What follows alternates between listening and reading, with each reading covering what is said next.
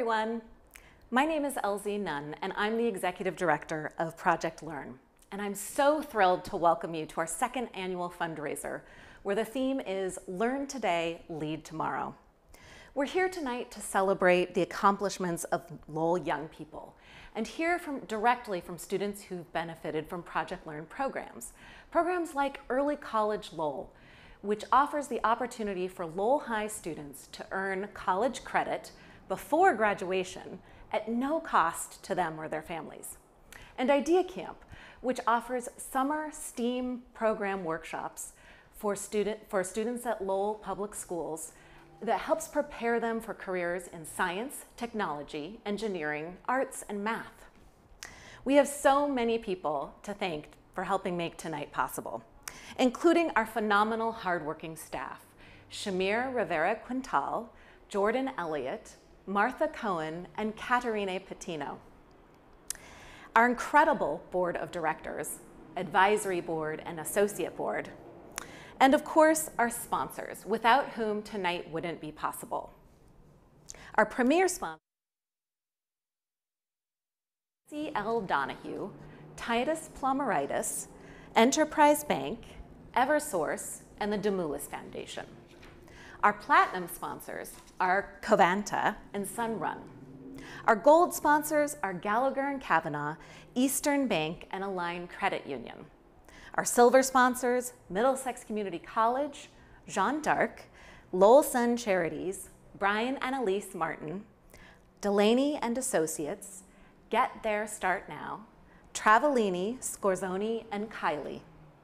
And our bronze sponsors are Martin Insurance Company, Edward Crockett and Alicia Nemi, and Lowell Community Charter Public School.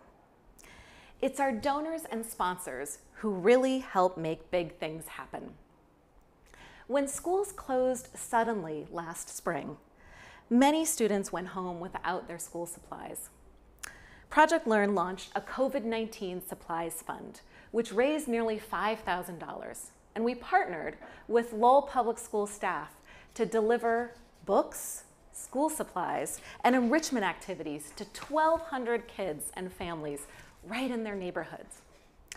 And when Lowell High's spring internship program dried up due to the pandemic, we were able to quickly pivot and offer a virtual summer internship program, Commencement to Careers, which provided 40 rising seniors and recent graduates who worked remotely with 13 local businesses. This is the kind of magic that your investment creates. At Project Learn, we believe that every student deserves a world-class education. That's why we work hand in hand with the Lowell Public Schools to develop innovative programs and services that provide access to inspire today's students and equip them with the knowledge, skills, and mindsets they need to succeed in college, career, and life. I feel incredibly fortunate to work with former head of Lowell High School, and Project Learn's board chairman, Brian Martin, someone who truly understands what our young people need to succeed today. Brian, I'd like to pass it along to you. Thank you, Elsie. Hello, everyone. I've been honored to serve as the chair of the board for the past 2 years, succeeding John Haley, who was a great chairman and Lowell High School grad, founder of Watermark.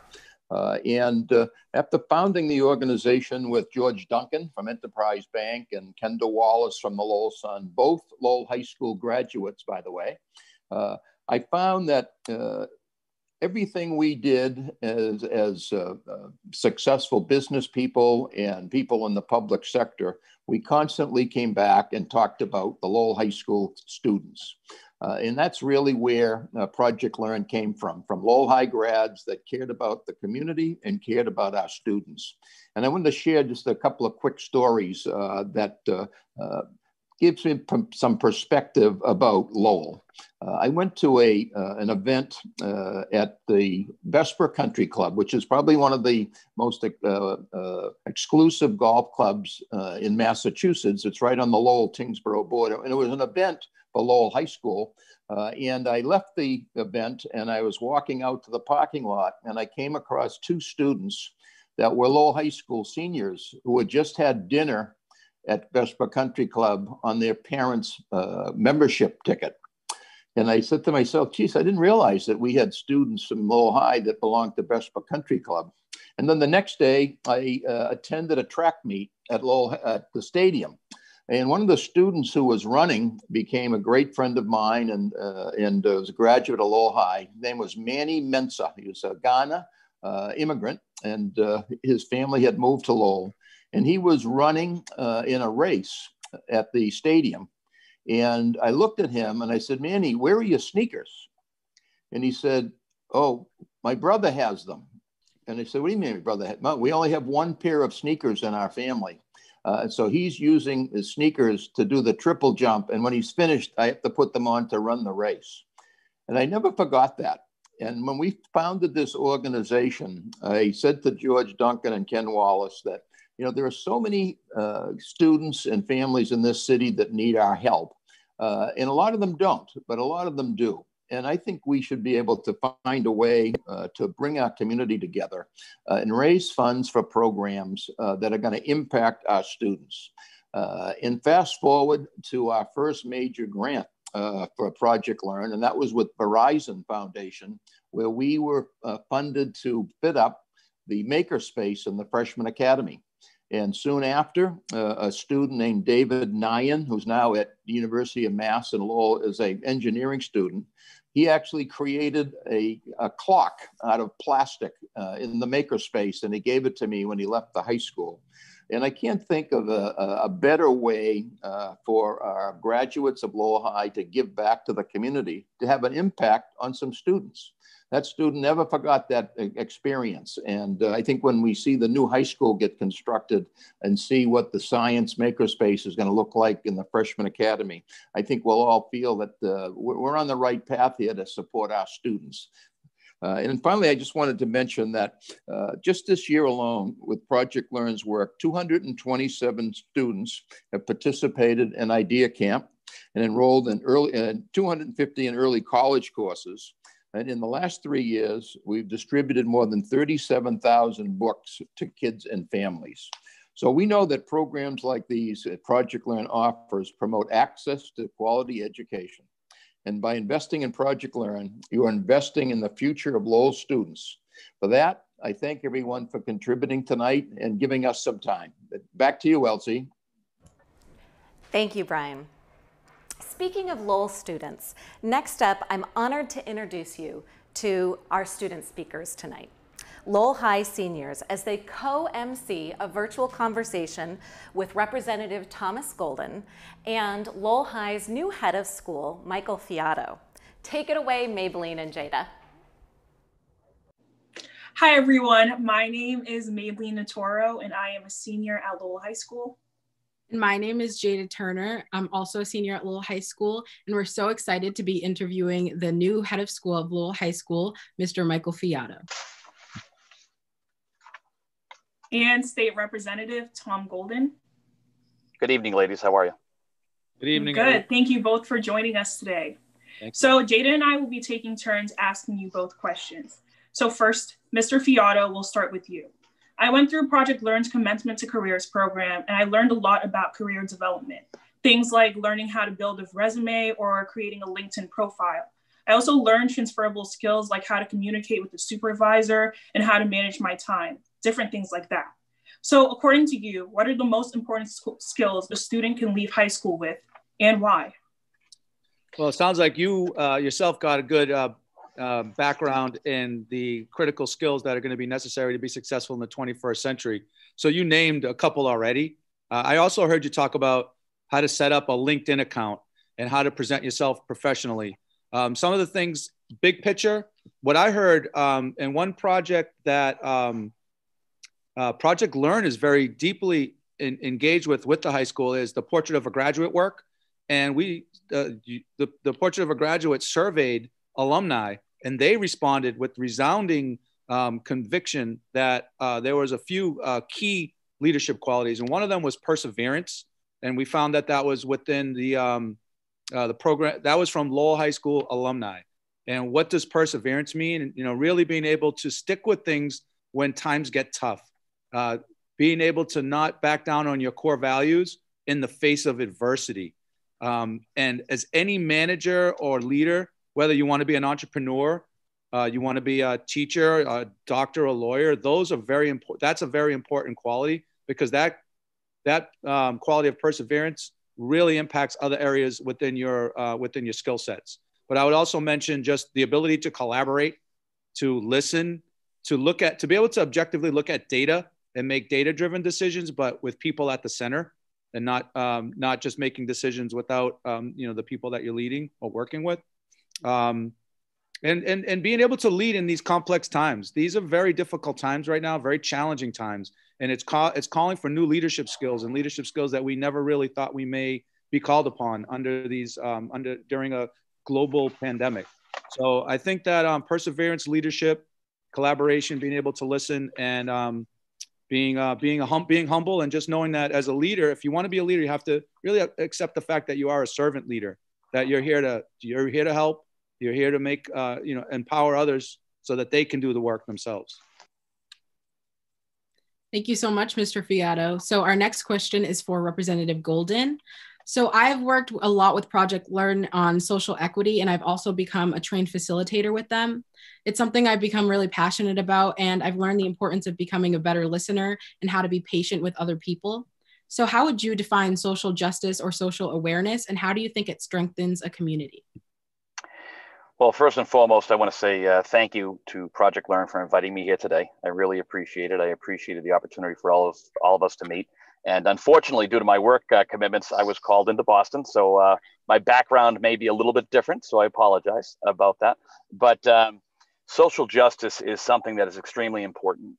We have to, first and foremost, we have to believe in what we're talking about. You have to believe, as what you've learned I'm sure, over the past few months. And you have to clearly identify what those differences and what those rights are afforded to, what should be afforded to all individuals. If you feel as though a social justice isn't being afforded to a particular subsection of our environment, the people that we all represent, the history will always show us that from a social justice history, gender, age, sexual orientation, religion, mental status, and race, which is still continuing right now to be something of a hot button issue over the past few months. Does that mean because of socioeconomics? Is there problems within our inner cities or just within our communities as a whole? Tolerance is something that is taught, and I think it's extremely important, not just for some, but for all. But you had mentioned something earlier, and it was a key word. I really honed in on it immediately when you said it. It was listening. I think that if we all took an opportunity or slowed down a little bit and to listen to people, listen to what their concerns are, listen to what they believe the social justice issue of today is. Because as I just went through the history, people have fought different social justices throughout the decades, and we've come out on the better side for it. I think that when you start to talk about social justice, and once again, that key word being listening, and people are paying attention to what others are saying, I think that's vitally important. It's vitally important for our society. It'll make our society a better place to live, a better place to raise our families. And unfortunately, in today's political climate, I don't know if we're leading by example. I don't know if necessarily there's a lot of teaching or preaching of any tolerance. Sometimes it truthfully reminds me of a heavyweight fight. You get to your corner, I get to my corner, and we come out swinging, whether it be left or right or wrong, never really taking the time to find out what that experience is from that person that we may or may not agree with. So the best thing that we possibly could do, I think we've learned that already. And the first thing is to simply listen to what the concerns are from those folks, from the folks that may have a different opinion than all of us. And I think would be a heck of a lot better off if we all adopted that. As my mother would say so many times, you have two ears and one mouth. Use it appropriately and proportionately. Start listening a heck of a lot more than speaking.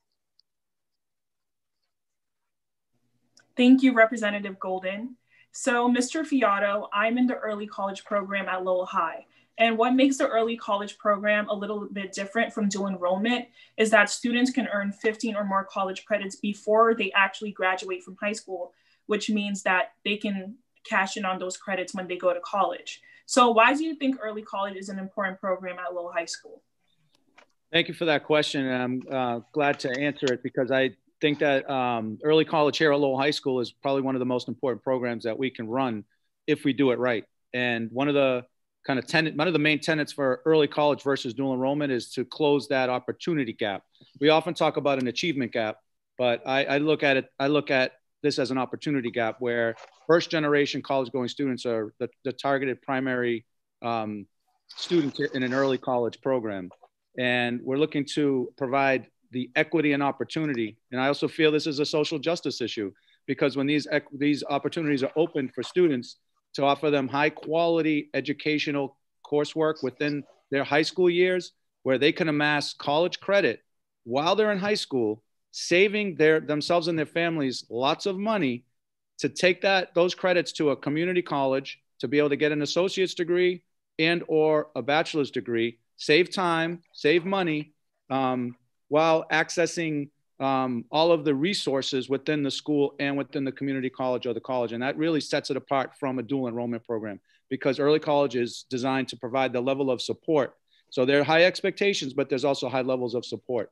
And there should be a component of career success with an early college program so that students are getting exposure and access to various careers throughout and disciplines throughout their early college experience. So it's not just a set of courses, but it's more of a comprehensive experience around career development, organizational planning, being able to identify career fields by having the opportunity to be exposed to them, whether it's an internship or career fairs or a mentorship, close contact with the community college. And I'm a true believer. And right now we have a great program at the high school. And I love the fact that it's expanding and we want to push it out where students actually take courses on the college campuses and have that opportunity to take them on the college campus to get that feel for what college looks like. And the results are really promising right now for early college students here, not only in Massachusetts, but across the country. But the results are showing that students are completing college and enrolling college at faster rates than their counterparts who don't participate in early college programs. So I think the numbers speak for themselves and the results speak for themselves when it's done right. So it's a great, wonderful opportunity here at the high school. I'm happy to be a part of it, and thankful to Project Learn and in Middlesex and our other stakeholders for supporting us along the way to make it work for our students. Thank you so much. And a quick follow-up to your answer, what kind of career exposure do you think students will experience if they do pursue the early college studies in high school? Great question. So the vision here is that students not only are immersed in the coursework and be able to receive the experience of what it's like to experience college courses. One, if we can get students on college campuses, they can access all of the resources on a college campus, like the Career Center, the Writing Center, tutoring labs, have access to the library and all of the resources there. But what we can bring to the school in partnership with the community colleges and our colleges and our community partners is providing career awareness seminars or internships, visits to employers to have a career day or an externship opportunity, guest speakers, mentorships. I do believe that internships are critical, and it doesn't have to necessarily be a full year internship, but just to be able to see outside of the worldview that we currently have. And someone once told me you can't dream about something if you don't know it exists. So if you see things, you have a choice to say, I thought I wanted to be a doctor, but I didn't realize you had to operate and see blood. Nope, I don't want to do that. Okay, at least I tried it. Now I can move on to something else. So there's also that process of elimination. But we have to expose our young people to those opportunities. So that's, I think, a critical part of the early college experience and the high school experience in general is having that exposure to careers in real time. Thank you so much, Mr. Fiato. So our next question is again for Representative Golden. So you've been a really big supporter of Project Learn's work to bring opportunities to Lowell High students. So I know you believe Lowell could be a model for public-private relationships or partnerships that could create access to different jobs, internships, career opportunities for students, and especially in the STEM field. So from your perspective, what do you think Lowell can learn from other communities about this topic? Well, you're talking to, I would say I'm one of the biggest cheerleaders of the city of Lowell, but Brian Martin's here as well. So I don't know if I would say that, but I'm a big cheerleader of the city. Will continue to be a big cheerleader of the city as a graduate of Lowell High School. Lowell is a leader. Truth of the matter is, we have I work with 159 other representatives throughout the Commonwealth of Massachusetts, and many times, more times than not, there are people coming to us saying, "Hey, how did you do this? How did this happen? How did you guys think of this idea?"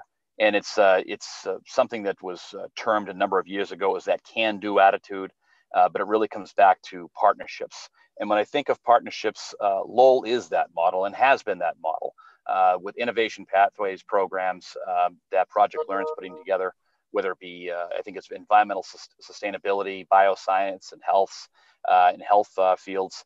The early college program, which we just kind of brushed upon just for a moment there. Project Learn has moved forward with the After Dark collaboration, where Lowell High students are getting trained to do web programming and other type of advanced manufacturing sort of the Greater Lowell Tech. And, one of the key parts to that is the partnerships, once again, that are driven throughout the success of the city of Lowell. And Project Learn, Lowell Public Schools, Lowell High, Middlesex Community College, they believe in it. And once again, you have to believe in what you're talking about. That's probably one of the biggest pieces we could continue to discuss. So I do say this, and I say it with a lot of pride, and and a very, very strong statement that the city of Lowell as a whole does a darn good job, but we can always get better.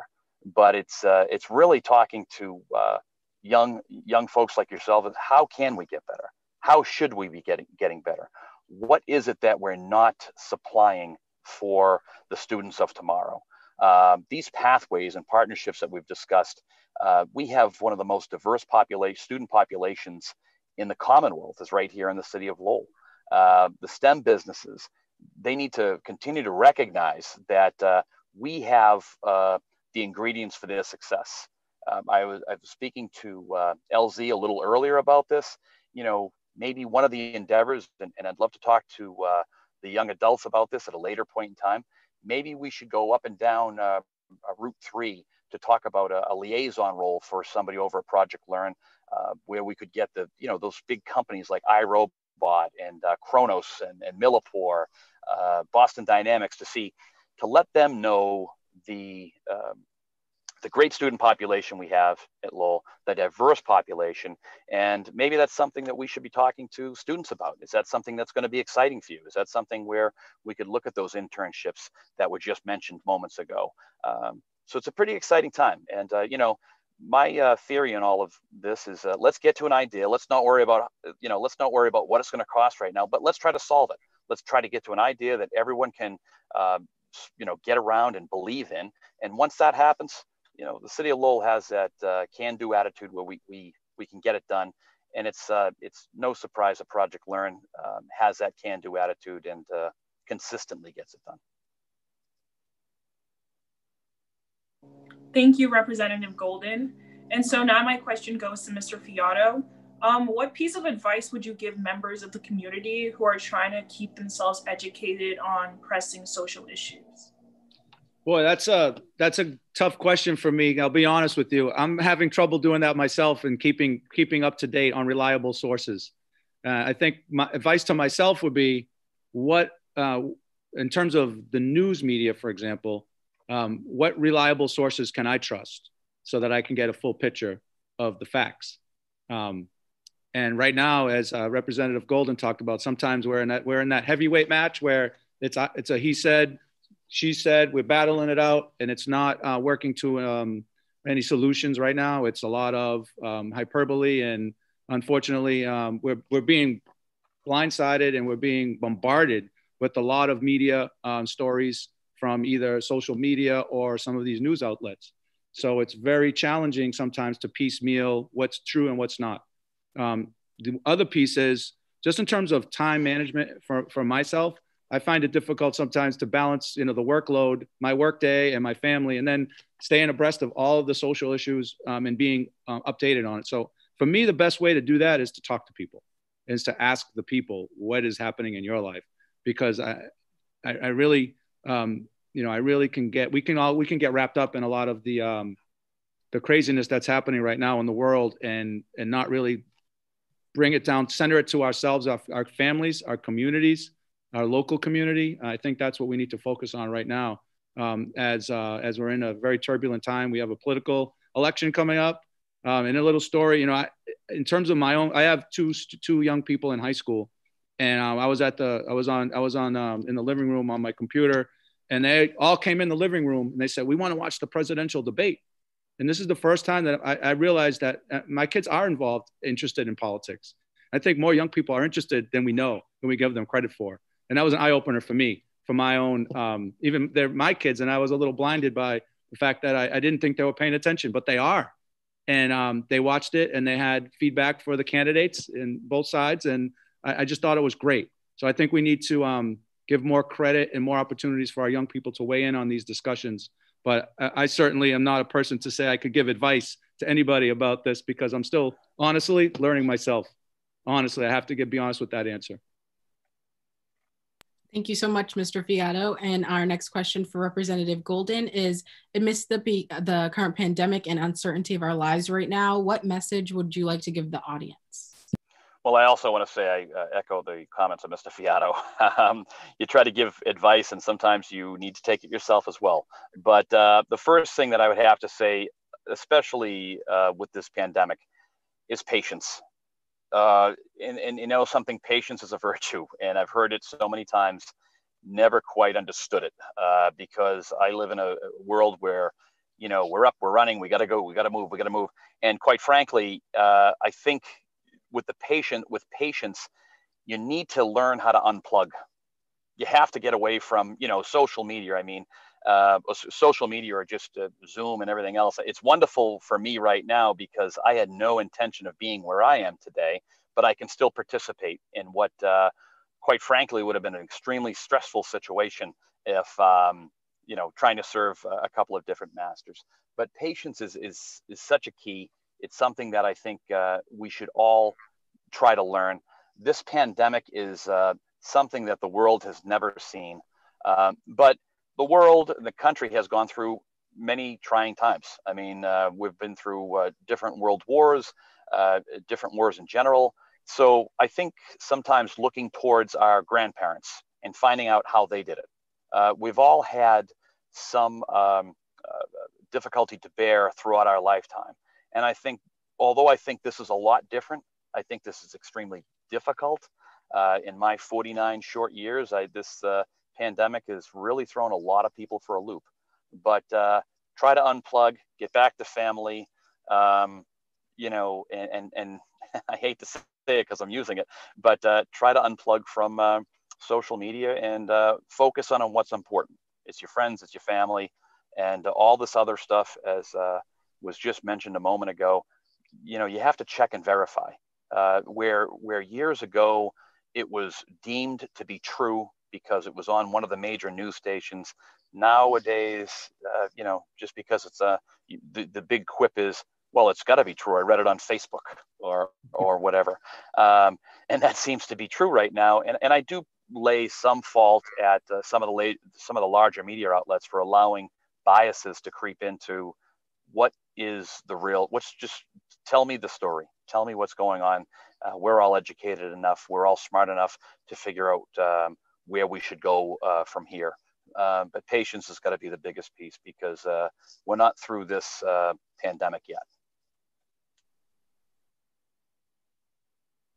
Thank you, Representative Golden. So next up, we actually had a few questions from other students at Lola High. And one of them was for both Representative Golden and Mr. Fiato. So how can student diversity be recognized so that our community is aware and educated on world culture from a younger age? I can yield my moment there, Ms. Fiato, if you'd like to go first. Yeah, I mean, I can, we've talked a little bit about this, but I can talk more from the school side. And I think that as a society within schools, we just have to, I think we have to examine the curriculum, for example. Does the curriculum represent the diversity of the students that are in front of them every day? And does the canon of literature reflect the young people? And is it relatable? Does it reflect the demographics? Do we portray all sides of various cultures? I think that's really important because that's what shapes young people, and that's what we have some control over at an early age, starting from preschool all the way through to college. What are we putting in front of young people? What are we putting in front of students as literature, as opportunities for students to be critical thinkers and to be able to encourage them to make their own decisions? And we do have a few classes at the high school that examine race and class, and I think those are great. And I was talking with one of the teachers about how do we infuse this into all classes, these topics and conversations. So it's an ongoing conversation. I think I think there is a place for it in schools. I think there is a place for it in our communities and society. And as we all recognize that Lowell has a tremendously diverse population, we need to celebrate it. We recently had, we're still in October, we had Hispanic Heritage Month, and we were trying to be creative on how we would celebrate that. So we did it on Zoom. We had a Zoom, a Zoom meeting with students can log in with their teacher like a virtual field trip. We had guest speakers and we had student moderators. And it was a great example of how to leverage technology in the time of social distancing, but still be able to celebrate an important part of our heritage with Hispanic Heritage Month. And I would encourage us to think about other ways to do that across various cultures throughout the year and continue to do that. So I think that was a small win a big win really, because we were able to not let the lack of being able to be face-to-face hold us down. And matter of fact, we had a guest from Florida who was able to log in. And if we were not in a virtual setting, that person wouldn't have been able to join us. So it does have its privileges and benefits to be able to hold some of these virtually.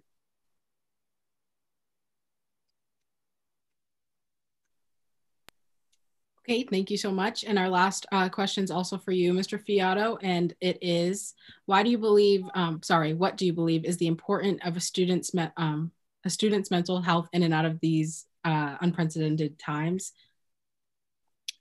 Well, that's a huge topic, and I've been doing some research not only at the high school and across the country about students' mental health during remote learning and the stresses that remote learning and plays on students and faculty and all of us really. In addition to that, the isolation of being behind a computer all day without being able to access the resources in the school. Number one. Number two, I think we're still going to find out the ramifications and the side effects and the effects of distance learning, because we know there's a very an inextricable relationship between human connection and happiness and life satisfaction. And when we start to pull away from that, those human experiences, I think we run the risk of losing sight of each other as people. And I think there's where that's for me, that's really a challenge especially under these conditions. It's always a challenge in face-to-face learning, but the remote learning experience really exacerbates mental health issues. So it's critically important. We have at the high school a great social emotional team of counselors and social workers, which in many schools don't have the resources that we have here. It's now a matter of how do we leverage those resources so students feel they can access them in a way that they would be able to if they were in person. So we continue to work through those, but I believe that mental health for all of us is in and out of these times is critical to not only academic success, but just to be able to have some general life satisfaction and be a productive member of society. So that's an issue that I want to continue to get better at and address and work on, because we don't have all the answers, but we know it is an issue, and we have to continue to listen to find reasonable ways to address the mental health issues of our students. Mr. Fiato, I agree wholeheartedly. I mean, mental health and substance abuse is something that we shouldn't be embarrassed about. And, you know, to the young adults that are on this call right now, once again, being 49, I can remember a time when there was a embarrassment when somebody in a family that had mental health or had a substance abuse issue, something like that. And I think that during this time frame, we're pushing the limit. It is dangerous that mental health and substance abuse is talked about more. Once again, I hate referencing the younger folks that are listening right now, but where you think it's natural and okay and normal to talk about mental health and substance abuse, which you're 100% correct, some of the older folks, or somebody who's been around, they're sometimes afraid by it. They think it's something that they must deal with on their own. I can only stress that your generation and the people, the young people of today, change that, because we take our physical health so you know, people take it as a very important piece. And I often bring this up, that if somebody were to have an incident where they had a heart attack, people would be running to try to help. Or if there's a car accident, people are running towards those folks to try to help, to see what they can do. When someone's having a mental health breakdown or an episode, people are afraid by it, and they shouldn't be. We've really struggled, to be honest, as a society, to accept mental health as something that should be talked about, something that should be at some point be celebrated, that we can have these discussions. Because if people are in a better way, a better feeling about themselves and their surroundings, I think it's a positive piece for the person individually, which is most important, the school or the employer, or, you know, just people around you. So, you know, I have two young daughters, 16 and 14, and they're very open. All their friends are very open about talking about things like this. And I really, it's my hope from the mental health and, you know, substance abuse, that it'll be a thing of the past, where it's not shameful to talk about it. It's not embarrassing to talk about it, but something that needs to be talked about, because during these pandemics, there's a lot in life that can get you down, and these pandemics aren't helping, or this pandemic, I should say, is not helping by any stretch. So thank you so much, Tom. And thank you to our student speakers, Maybelline and Jada, and to Representative Tom Golden and Head of School Fiato. It's great to see our students in action, and also your magical leadership here in our community. And I'd like to pass it back to the talented Maybelline. Fun fact about Maybelline, she was the 2019 winner of the Lowell High School Jack Kerouac writing competition. So Maybelline, take us away.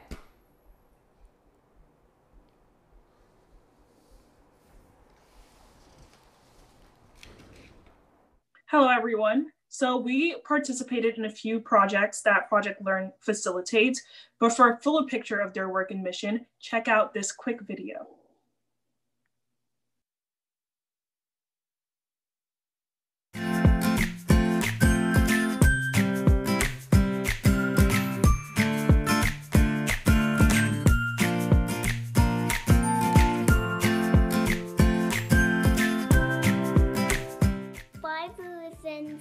To give to Project Learn.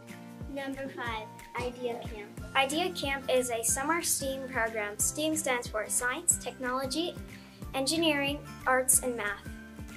Students learn about things like robotics, coding, and theater, or even food science, video gaming, and digital music.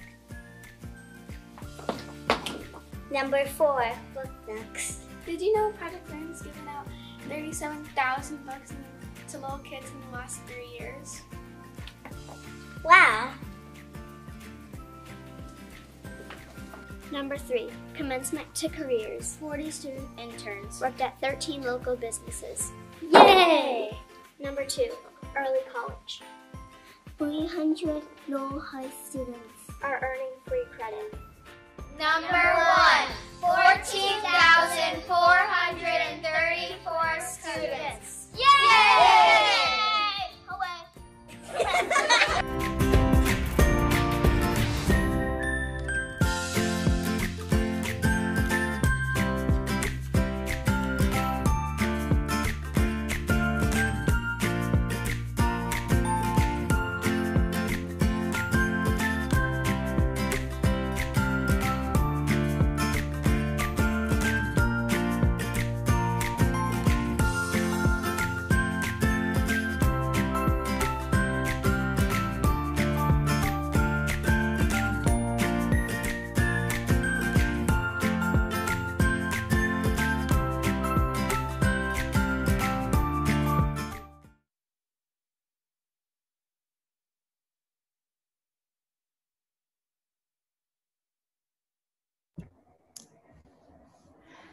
So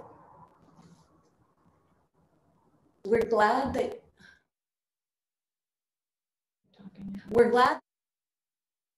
work in action, and I'm going to turn it over to a really incredible board member, Patty Fleming Quigley, who's going to share a little bit more information about our Fund to Need. Honored to be part of the board.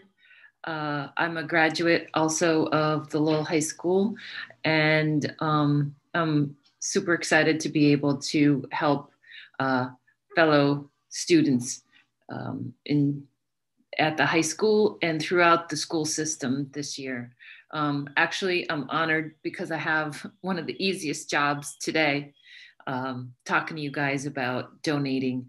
I'm hoping that you see a link on the screen to donate to Project Learn. I feel like I don't even need to sell this. Everything was done earlier. All the conversations you heard about from Brian and LZ, the programs, you heard from a couple of the students. I just think it's a great program. And I'd like to outline a few different opportunities for you and your company that you work for too. So for example, for $5,000, you can help 10 students get a paid internship for the summer. Being able to give an opportunity like that to a student to be in a professional environment, learn about getting paid, checks and deposits, and taking a little pressure off of the families. I think it's a great program to be part of. For $2,500, you can help 12 students. I mean, these numbers are amazing for the amount of money that you can donate, the return on that investment. 12 students you can help get college credit at Middlesex Community College. An opportunity to be on a campus and, as they said earlier, be part of a community that maybe their parents hadn't been part of.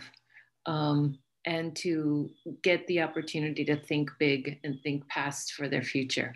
For $1,000, you can help 20 students be part of the IDEA STEAM camp, which is part of the middle school program.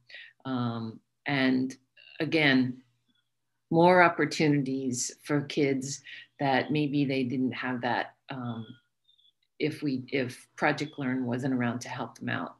For $500, 50 students will get books and supplies for at-home learning. Critical this year that the kids have what they need to do their work at home remote. $250 will help 20 kids. Kids Who Code is what the program is called, and it's an after-school program that exposes kids to all kind of robotics and computer coding and all of those things. $100 donation will help bring 5 inspirational speakers to the career day at the high school. And even if you can't donate, maybe you might be one of those speakers that could inspire some students, or you know somebody in your neighborhood, in your community that would help to be a speaker. $50 will bring brand new books to 20 young people. Even if you're interested in the internship and you have $50 to donate, that's fine too.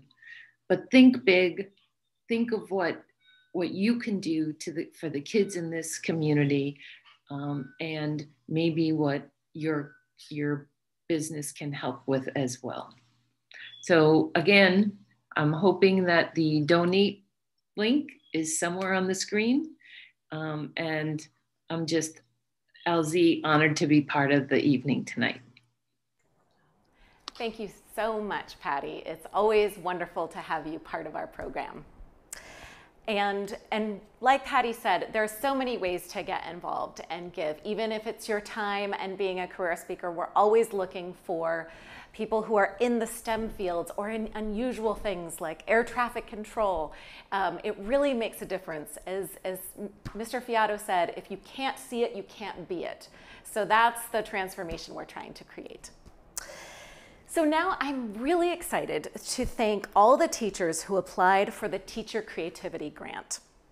This fall, there was a special opportunity for Lowell Public School teachers to submit their ideas and apply for a STEAM mini grant through our Teacher Innovation Fund. So this fund was designed to provide grants of $1,000 to teachers with project ideas that demonstrate innovative teaching and learning in a virtual environment and or connect with Lowell Public Schools goals. So we're excited to announce 4 winners. Jason McCreven and Karen Driscoll from the Washington Elementary for their Geometry Through Programming. Students will learn to program Sphero mini robots and develop an engaging knowledge of geometry, and they'll be getting $1,000. Patricia Adams from Lowell High School Freshman Academy for Remote Learning Science Labs, which sounds so cool. Students will be provided materials that allow them to conduct investigations at home while completing virtual scientific notebooks, also for $1,000. Jennifer Shanks and Amanda Paquette from the Greenalge Elementary School for their Greenalge Design Fair and Arcade Carnival. This project will showcase the close relationship between art and science, which is so important. So thank you for this, and a $1,000 grant for them. And Ralph St. Louis from Lowell High School to support Lowell Public Schools in developing plans and policies to support recruiting and retaining teachers of color, which is such a big district priority right now. And for that, he will get $1,000. So congratulations to all. And everyone here will be invited to join us in March for a Teacher Innovation Fund Showcase, which the teachers will each present about their programs, and we'll get to learn what amazing things come to pass and how our students are impacted. So now I'm going to hand it off to our chairman, Brian Martin, and Representative Thomas Golden to close us out for the evening.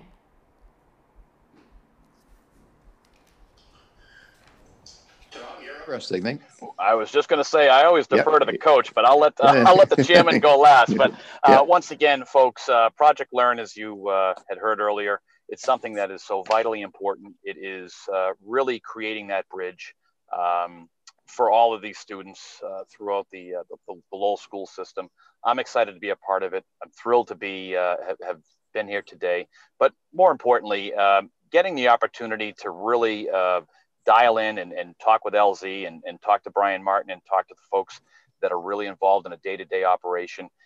It is something that is truly worthwhile. And at the end of the day, you see 2 products here that spoke today, the 2 young ladies who I've had an opportunity to speak to them at length, but it's really an exciting time to be in the city of Lowell, a part of something in the city of Lowell.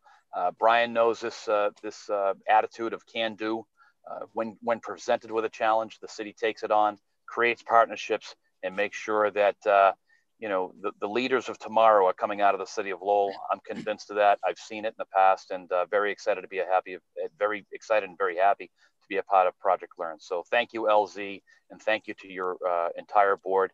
And Mr. Chairman, off to you. But thank you for everything you touch. You got the Midas touch, Mr. Chairman. You make it happen. Well, we've got a great board of directors and a terrific staff, and some wonderful donors, and a community that is totally engaged in public education. I think it's what makes Lowell special. You can walk to school from kindergarten to PhD, and I think that's one of our something special about Lowell. But I want to thank you, and all of you who joined us tonight. Thank you for your support and for choosing to invest in the future of Lowell students. As we close out tonight, we'd like to make a special announcement. We're thrilled to have been selected to receive a 10-year sustaining grant from the Cummings Foundation in support of our STEAM out-of-school learning programs. It's a real honor, and it couldn't have happened without the ongoing support for many folks here tonight.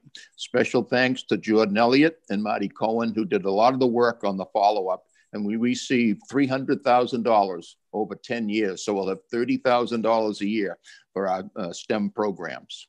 I invite everyone to visit our website and learn more about Project Learn, and to contact me or anyone involved in the great work that we're doing. We're truly empowering students to learn today. Two of them that were here tonight, geez, I'll tell you, I wish I was still at the high school with these two young ladies. They're fantastic. They're the new leaders, and I think they were fantastic tonight. And finally, I'd like to give special thanks to LZ for their great work as our executive director, Jordan Elliott, Shamir Rivera, Marty Cohen, and special thanks to Shamir Rivera, who's leaving Project Learn and has accepted a job with the CBA and will be the operations director. Shamir has been a fantastic asset to Project Learn, and we're going to miss her. We wish her well, and good for CBA, but you're staying in Lowell, Shamir, so you won't be too far away. Shamir is a Lowell High graduate and was just a star at Project Learn. So thank you, everyone, and have a great evening.